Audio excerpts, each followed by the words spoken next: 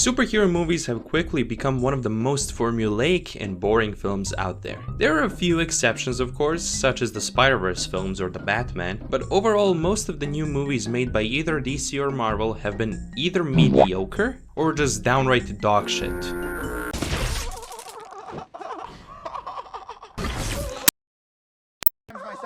But later on in the movie, she's confused. After Endgame, the MCU has been on a constant downward spiral. I sit through most of these new movies and shows absolutely stone-faced. And DC made The Flash. I think I said enough. The early and mid 2000s were a time when each new superhero movie felt fresh, for better or worse.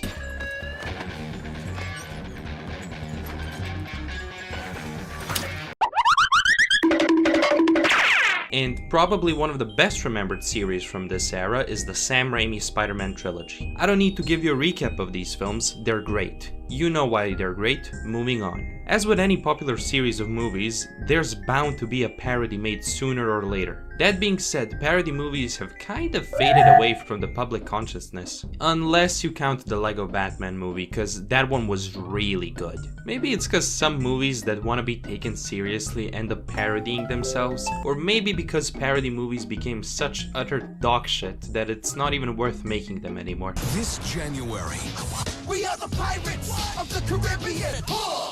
Gives me conniptions. Who knows? For every airplane or scary movie, just the first one though, you have 10 more parody movies with the word movie in the name. Much like the one we're gonna be looking at today, titled Superhero Movie. Written and directed by Craig Mazin, who's also a writer for... Holy shit. Holy shit! This movie is primarily a parody of the first Sam Raimi Spider-Man film. Some scenes are almost identical, but only have tiny little changes, so you just get reminded you're not watching Spider-Man again. The best way I can describe the humor in this movie is by comparing it with a metronome. At some points, it has very clever jokes that actually got a few laughs out of me.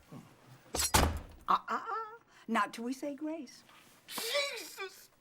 Amen. And at other points it has a fart joke that drags on for 2 minutes. There's a reason this movie is just a 4.6 on IMDb. The protagonist's name is Rick Riker, starring Drake Bell, who played this parody version of Peter Parker only to later go on to actually voice Peter in Ultimate Spider-Man. And then nothing else happened. Absolutely nothing at all. He also played Timmy Turner in that live-action Fairly Odd Parents movie. I wish I was Drake Bell! Drake Bell! And Drake in Drake and Josh. I never watched that one, I wasn't into live action shows. Now, much like the Fairly Odd Parents movie, the entirety of Superhero Movie, the extended version of it, can be found on YouTube in glorious 1080p, so the film already gets 1 bonus star to my review of it by default. The movie opens up with shots of the Dragonfly's suit, Dragonfly being the main character's alter ego. The gag about him actually being the one shining the spotlight on himself is decent enough, but then it's immediately followed up with a shot of Drake Bell fixing his cock at his suit.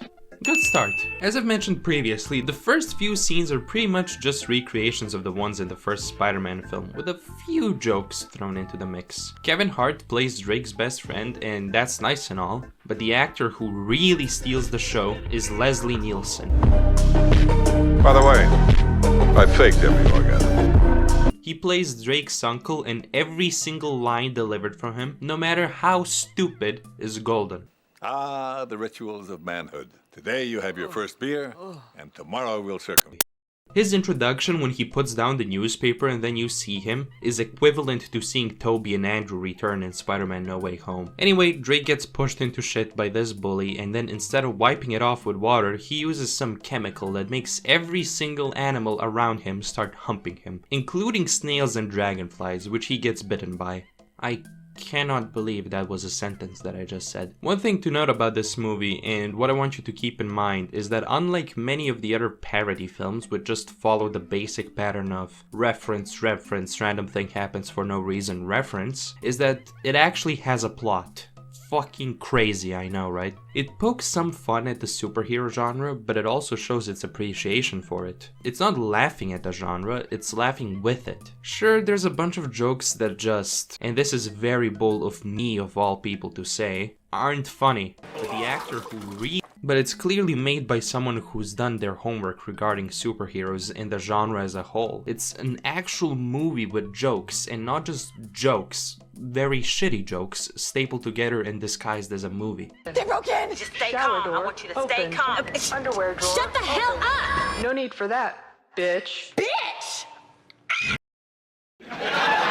So after Drake gets bitten and we see the origin of the hourglass, this movie's main villain, Drake learns more about his powers, tells his best friend and his uncle he has them, and then we get a flashback to when he was a kid, which is pretty much just Batman's origin story. This scene is great and just shows that the Raimi Spider-Man isn't the only superhero film that this movie's a parody of. Then again, the movie really shows its signs of aging when you get jokes like this. 2 girls, 1 cup. Fast forward to the uncle getting shot, there's this awesome dancing monkey. The uncle survives but is in a coma at the hospital and oh my fucking god. The next sequence is honestly one of my favorites in the entire film. We get to see Professor Xavier's school from the X-Men franchise, and I genuinely think that the best jokes in this whole movie are in here. I mean, I didn't necessarily look like this when I was watching it, but it got a few good chuckles out of me. It's the scene that I saw a clip of on YouTube that made me actually want to start watching this movie in the first place, and it's also the point where the movie starts to divert from just being a scene-by-scene recreation of Spider-Man. So anyway, Drake makes his superhero suit after this, and the one that he came up with first is way cooler than the final one he uses, I'm just saying. Then there's this scene with Tom Cruise, and the actor that's playing him really nailed down some of his mannerisms. He can't even fly. I can fly. This just in, Tom Cruise is dead. The funny thing about this movie is that all of the actors are really good for the most part, except Drake Bell. Don't get me wrong, he's alright, but compared to everyone else, he just has the weakest line deliveries in the film. Anyway, Dragonfly and Hourglass have their first fight, and as cheesy as it is, this dialogue feels like something right out of an old comic book. Titanium blades. They cut through diamonds. I'm not wearing any diamonds. This is again a really great scene. Mine is the barf joke. I'm taking away that star from the beginning, fuck you. Apparently the ant also knows he's the dragonfly without him even telling her that, but later on in the movie she's confused where he is despite knowing that he's a superhero, and I think I'm probably reading too much into this. So later Drake saves his crush from these thugs, he bashes one of their heads into a clearly fake wall, and then they smooch. I don't want to go over literally every scene and joke until the end here, cause I do think you should give this film a shot and watch it. I personally consider everything after the kiss scene to be where this movie's at its best, except the 2 fucking minute fart joke that I've mentioned earlier. It just keeps going and going and going. Let's just speedrun through the rest. So, Hourglass figures out Dragonfly's Drake Bell, kills his aunt, and it's revealed that his ultimate evil genius master plan of doom is to kill thousands of people so that he can live infinitely. Oh, and Leslie Nielsen wakes up from his coma. Dragonfly goes to stop Hourglass at this convention center hosting the World Humanity Awards. He strips Dalai Lama thinking he's the Hourglass, and everyone gets into a fight. Stephen Hawking gives a motivational speech. If there is one lesson my life can teach, it is that the spirit is stronger than the body. The hero comes from within. Those are Celine Dion lyrics. Whatever. And Dragonfly kills the Hourglass, saves his girlfriend, and learns how to fly. Finally understanding the true meaning of heroism. Drake and his girlfriend then die. The end, movie's over. So, at the end of the day, what would I rate this movie? I mean, yeah, it's alright. It's not a masterpiece by any means, but it's a fun little movie if you have nothing to do for an hour, 21 minutes and 52 seconds. Some jokes hit, some miss by a fucking mile, but I think it's an enjoyable time. I give it 5.12 fart jokes out of 9. Thanks for watching this video. If you like it, and if you subscribe it, then like it. Follow me on social media, there's a link to my Discord server in the description below, and a special thank you to all my Patreon supporters, and an even specialer thank you to Bliss ______, and it's Sean, I guess. That's it, bye bye.